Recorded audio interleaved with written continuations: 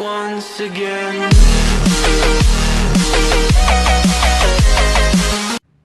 Welcome back to another multimeter review. Yes, it's another cheapo multimeter review.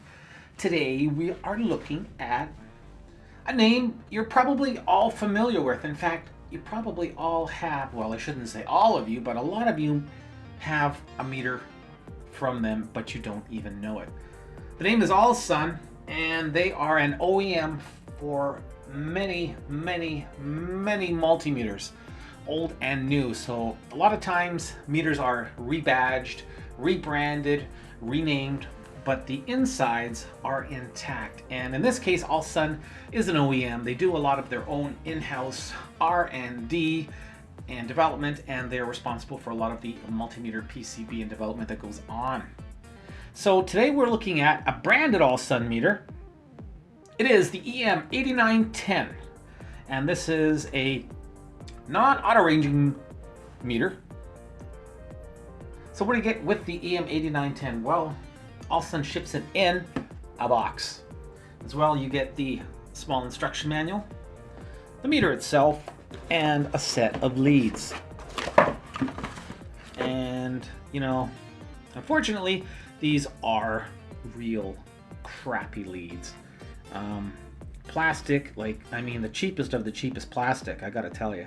Not impressed. And, I mean, it just feels like something you'd get out of a, you know, the toy store. So, chow leads, yeah. And we're gonna be using a different set of probes for the actual test. So this 2000 count multimeter, first impressions are, it actually looks pretty good. I gotta say, I do like the overall look and feel of the meter. It's more on the larger side in terms of multimeters, but it has a very nice boot, and you know, it has a pretty good feel to it. So I do like the overall design. Very clean, modern looking. Yeah, I like it.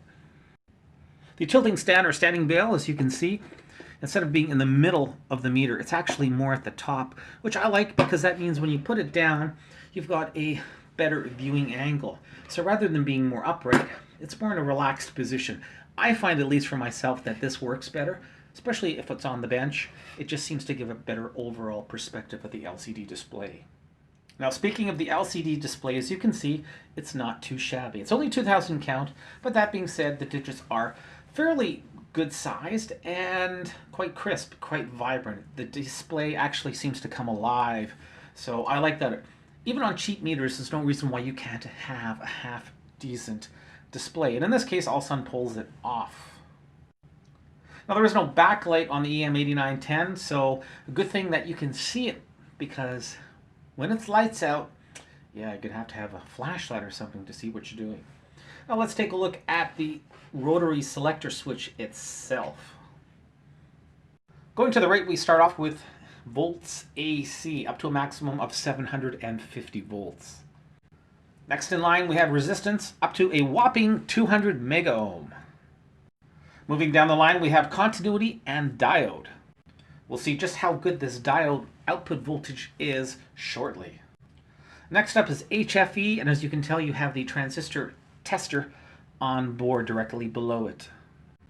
Next up is current AC, and as you can see, the EM8910 goes up to 20 amps. Now this is unfused, and they're telling you 10 seconds max per each 15 minutes. Next is milliamps, up to 200 milliamps. And of course, this is on the DC range. Followed by capacitance. Now this is where the meter suffers, I think, to a certain degree. It only has a capacitance range of 2 nanofarad to 200 microfarad. So quite low by today's standards. Finally, we're in voltage DC, and we go up to 1000 volts on the DC scale. And it starts off at the 200 millivolt range. Finally, it brings us back to the top, to the off position. In terms of extra features, the EM8910 doesn't have a whole heck of a lot. You have your standard touch hold, and you have something I think is very, very neat, and I do like it. Starting to see it more and more on the cheap meters. It is a visual indicator for the continuity mode, and we'll be testing that out shortly. Range switch has an interesting feel. It really does not take a whole lot in terms of pressure to change that selector switch. But that's not necessarily a bad thing. As you can tell, it does select the ranges quite easily and with authority, so there's no worrying about it being stuck in between ranges. I really like that clackety clack, so all in all, selector switch is actually quite nice. Also, as you can see, we have separate inputs for the milliamp. It is not being shared with the voltage input, which is always a good thing. Now, the other thing to point out, however, is the fact that for capacitance, you are sharing your milliamp with the capacitance input. As well, you do have the built-in capacitance checker here, these two standing nodules, which you would place your capacitor into. Once again, this only goes up to around 200 microfarad, so you could definitely use that instead of putting it into the probe or testing it via the probes.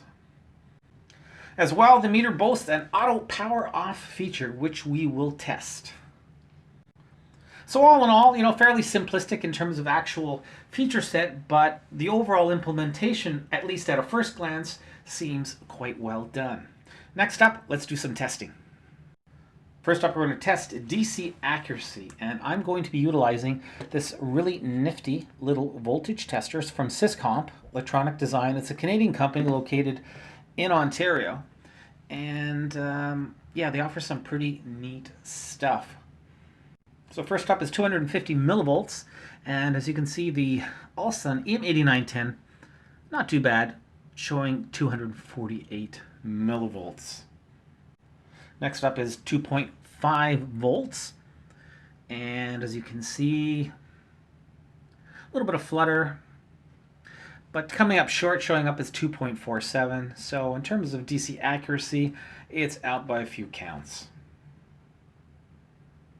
Okay, we're in resistance mode, and I've got the resistance box in front of us, and as you can see, we are at the 9 mega ohm setting. It's a little slow to settle. Almost there. Survey says 9 mega ohms, spot on. Took a while, but we got there. Let's bring it down to, let's try 5 mega ohm. So fairly slow to settle, as you can tell. It's taking a while.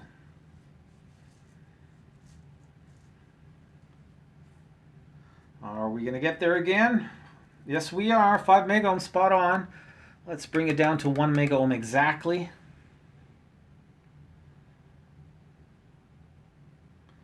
And that was a little bit faster and pretty close, pretty darn close. So yeah, in terms of resistance, as you can see, there is some flutter. It does take a little while, but it is quite accurate, at least in the resistance department. Next up, it's diode time. We are in diode setting, and here we go. Starting off with, let's start with the white one today. What the heck? And we do have a visual indicator. Now, we are not seeing any forward voltage drop in terms of the LCD display, but it is lighting up that light emitting diode. Let's try the blue one. Same thing, we have a visual, but there is no forward voltage drop. Let's try the red. Same, it lights it up. Green, no voltage drop, and no illumination. Finally, we'll try the yellow LED, and yes, we do have illumination, but no forward drop. So the only LED that wasn't actually able to light was the green, but it was unable to give us an actual numeric indicator of the voltage drop on any of them. As you can see, according to the UEI, we have an output voltage of just over 3 volts. So surprisingly, does seem to be like enough voltage, but it is not giving us that indicator. Interesting. Next up is the DC voltage test. I've got the UT89XT from Unity on the left. And of course, the star of the show, the EM8910 from allsun. Sitting at 2.0 volts according to the DC power supply, 2.03, the slightly higher resolution Unity, and sitting at 1.9 for the allsun. Okay, let's take it up and away. Let's go up to 10.5 volts. 10.6 for the Unity, 10.4 for the allsun. Higher, higher. Here we go. Let's see. 15.4 according to the DC power supply. 15.4-ish according to the Unity. 15.2 for the allsun. Up a little bit further. Let's sit at 23.8 volts. 23.95 for the Unity. 23.6 for the allsun. Finally, we'll max it out at 31.6 volts. 31.7 according to the Unity, and 31.4 for the allsun. So in terms of the actual department, I will have to give this one to the Unity. Allsun wasn't that far behind, but it was out by a few counts, especially in the upper ranges. Neither of these meters has a bar graph or scale, but in terms of the overall refresh rate, what have you, I'd still say, once again, I'm going to give the kudos to the Unity in this department. Crap, these leads are. Anyway, continuity. Here we go. We have a visual indicator here. Let's see if it works to any degree.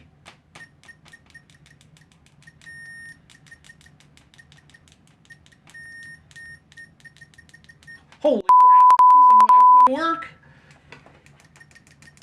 Okay, I am shocked, literally. And it's not because this is being plugged into anything high voltage. No, I'm just shocked that these bloody leads, being the complete crap they are, actually aren't half bad at continuity. Well, I'm first one to call a spade a spade. You know what? I was wrong. These leads actually are okay for continuity. All you knew was going to happen, right? Yeah, it's ProMaster time. Here we go.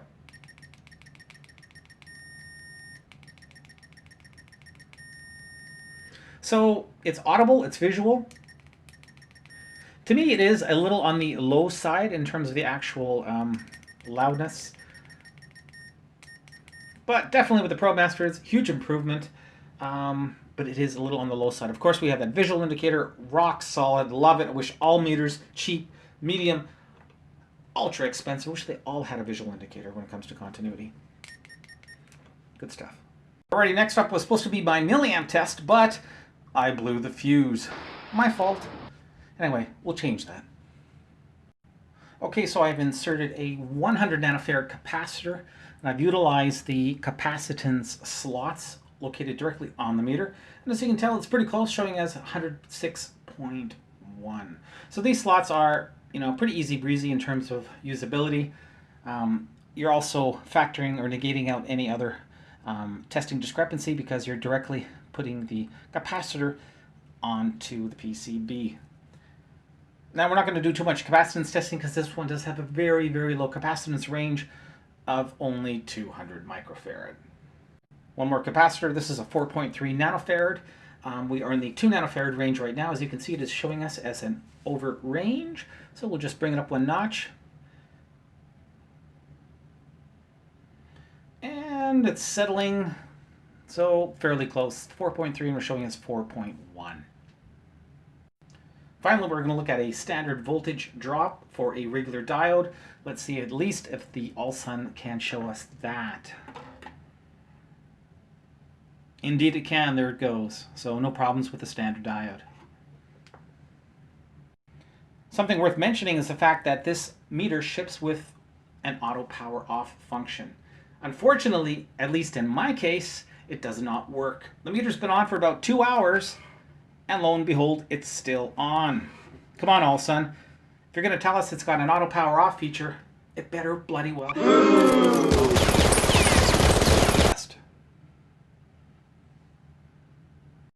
So the boot comes off, simple enough. Nice texture feel, not stinky or smelly. Just an overall decent PVC protector. Now on the back of the meter itself, we have 1, 2, 3 Phillips, and that should get us on the inside. Something else I'd like to point out as well, you see this in other meters, not just strictly an allsun issue, but if we look at the back, I'm going to give it a little shake. Now you can hear that. That is the battery, the 9-volt battery being rattled back and forth in the battery housing. That's making that noise simply because allsun couldn't afford to put this in. Yeah, simple little foam strips. So if you have them at home, hang on to them, do a little cutout, and it's like night and day. Simply put the foam strip in the back of the battery housing. You can use double-sided sticky, what have you, to hold it in, or nothing at all, really doesn't matter. And big difference, eh? Silence, nothing rattling. So yeah, for the sake of a penny, if even that, we have a nice threaded insert here to get to the battery housing, so no worry about stripping the plastic. Here we are on the inside of the PCB, and as you can see, of course, no shielding, no surprise. There are these inserts here. It's like a little plug just to give some added support to those inserts. Jack inserts themselves, you can see they are the split variety, and these ones only have a singular retainer. Sometimes, even on the cheapo meters, you will see another retention mechanism on the other side. Of course, that's ideal when you have it retained from both sides, but in this case, it is only being held in from the one side. Also, the plastic shrouding that is surrounding the receptacle is adding another layer of protection and durability to that input jack.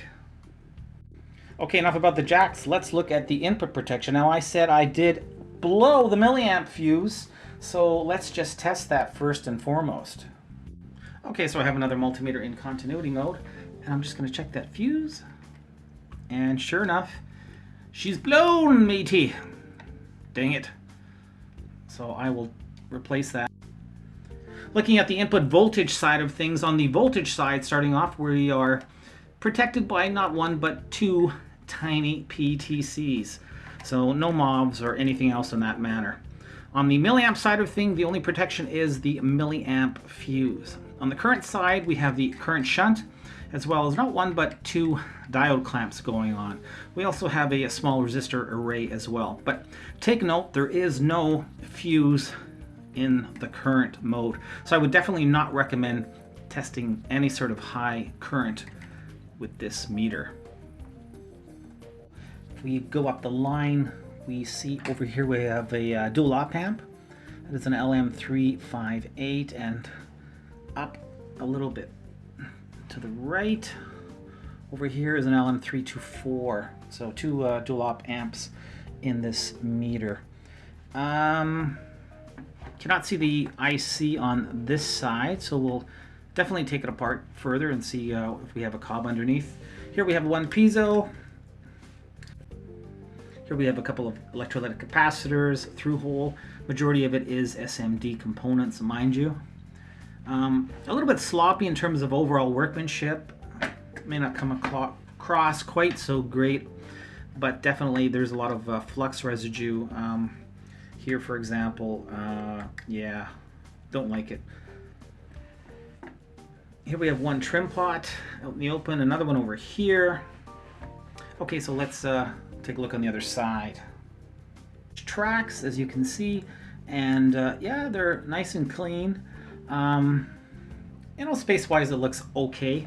I wouldn't recommend this for anything really other than low voltage electronics anyway. We have our small IC cob right here, and as you can see down here we have the capacitor as well as the transistor surface mount nodes.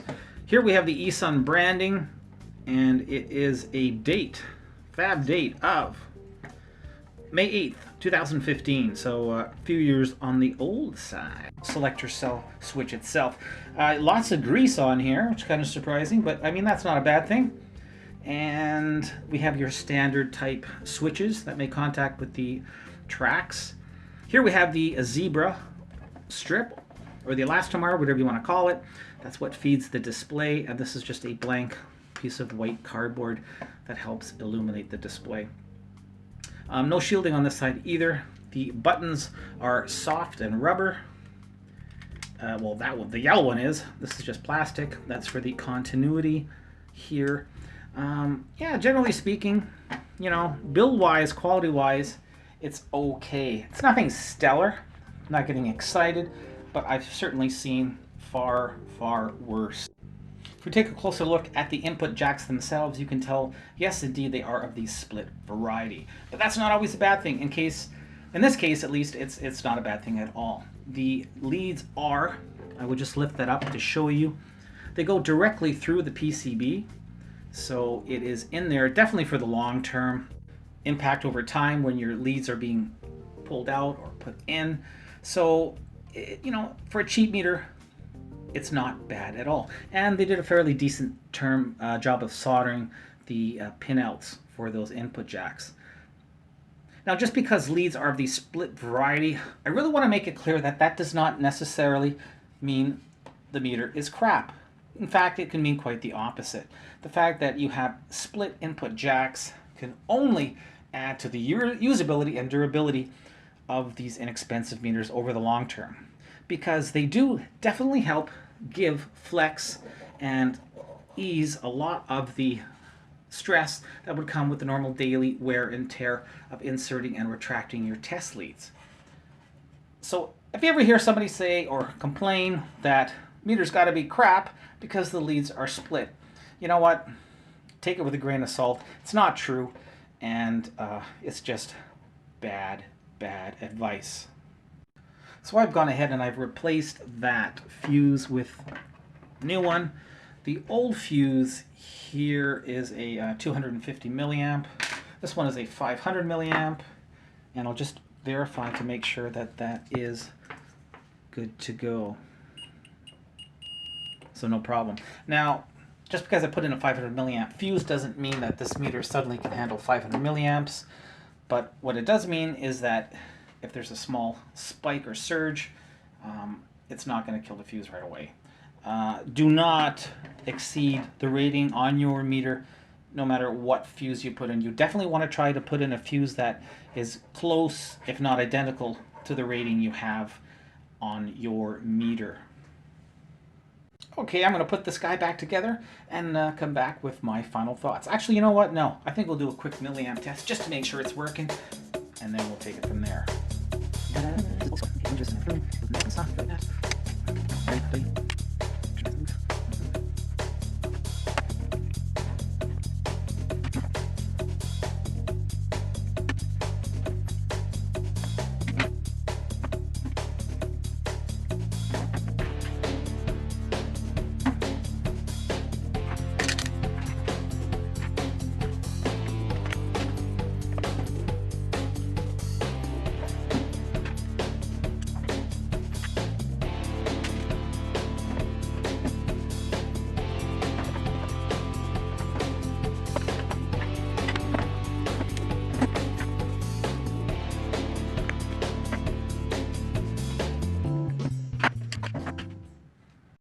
Okay, we're back in milliamp range, and it is currently going around 60 milliamps according to the power supply.